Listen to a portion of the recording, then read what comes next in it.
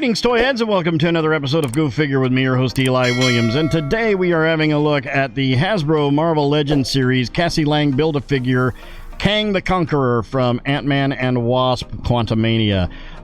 Recently picked this up from Ollie's, and I'm doing a little series this week on the Cassie Lang Build-A-Figure because I have all of those now, and at the end of this, I'm going to do a video of putting her together so she can be up there on the MCU shelf with her dad and Wasp. So there we go. Let's have a look at the packaging. First, of course, we have the Marvel Legends series Cassie Lang Build-A-Figure. On the top, we have the Avengers logo.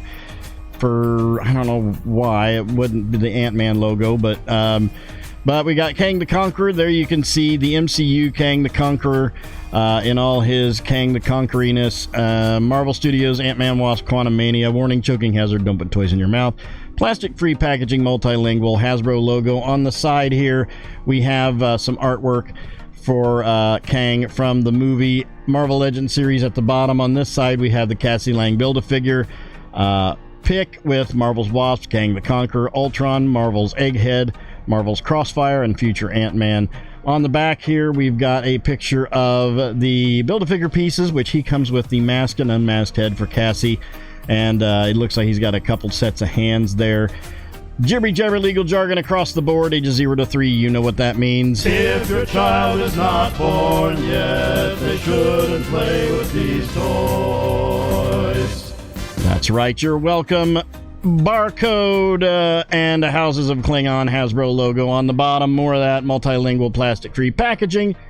And speaking of the packaging, let's get him out of that. Let's get him onto the pedestal, and we'll have ourselves a look. And here we have him on the pedestal. Let's have a look at the accessories. First and foremost, we have the masked and unmasked head of Cassie Lang. I'm not going to go into too much detail with these because we're going to do a separate video on the Build-A-Figure on that. I will say this, though. That head sculpt is really good, though, for the unmasked. But, yeah, we're going to wait on that, but they do look good. I'm going to set those aside for that video. And then Kang comes with two sets of hands. We have a fist hand. I think that's a fist hand. Yeah. He came out of the package exactly like this. I just stood him up and here we go. So we got a fist hand and looks like a trigger finger hand on his left there. And then he also comes with a sort of halfway splayed out hand and for the right, and then a kind of claw like exaggerated hand for the left there in that shiny purple plastic, which I do really love me some shiny purple, so that works out really well. And then here we have Kang the Conqueror, and Kang stands at approximately, actually right at 6 1/4 inches tall. Let me hang my ruler up and let's look at the face. Really good head sculpt. It does really resemble the actor, and I cannot remember his name. I've only watched that movie once,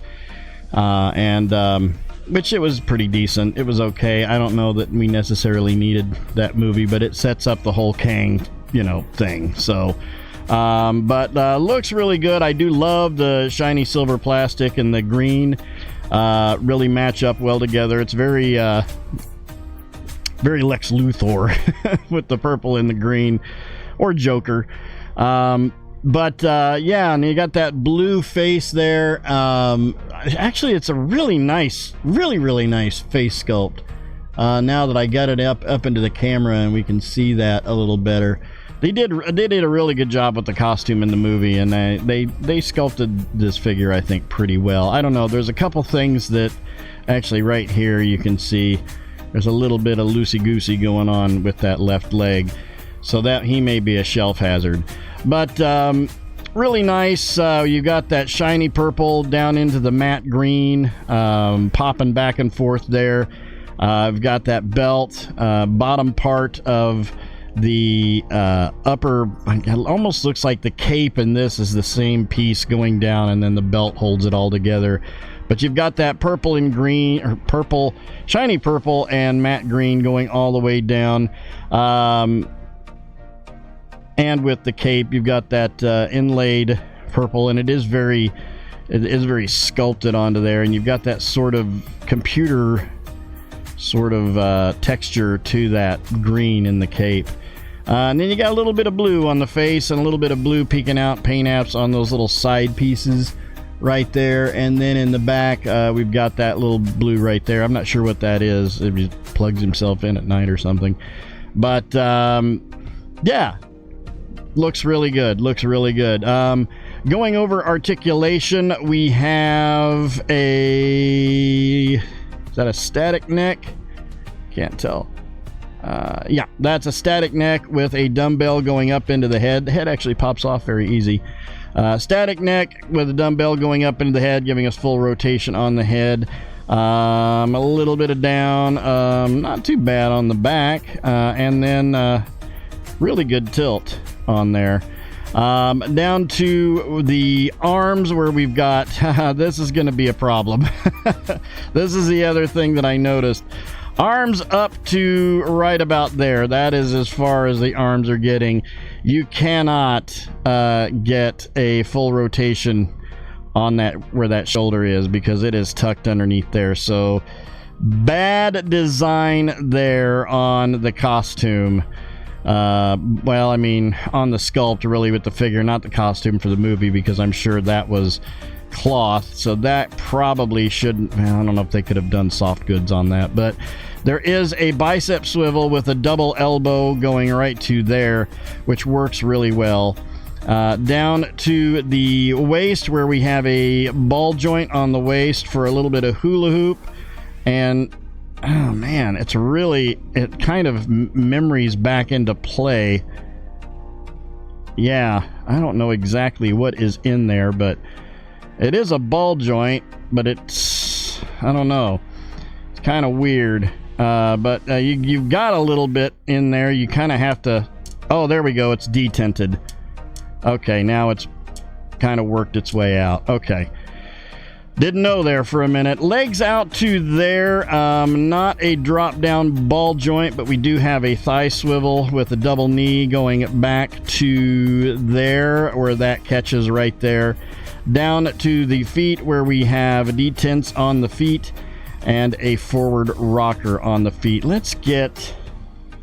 want to put this hand on him for his left, because I like that expressive type hand. And then I want to I'm going to put the other hand on him too, and the hands pop off pretty effortlessly there. Yeah, there we go. I mean, he looks really cool, and he'll have good shelf presence, but there's some issues with it. So let's pop him off the pedestal and line him up with some other characters, and we'll see how he scales up. All right, here we have him with the Metacom Mafex Return of the Jedi Boba Fett, the Hasbro Star Wars The Black Series Imperial Stormtrooper version 2, the DC Collectibles Batman the Animated Series Joker, and the Mattel DC Universe Classics Lex Luthor Power Armor. All in all, this is a really decent looking figure. It has some major articulation issues. I'm going to be generous. I'm going to give it a 7 out of 10. The obvious... Oh, he tilted there a little bit. The obvious thing is the shoulders. You have basically no articulation on the shoulders, even though they're hinged under there. The waist thing is kind of the ball joint on the waist is kind of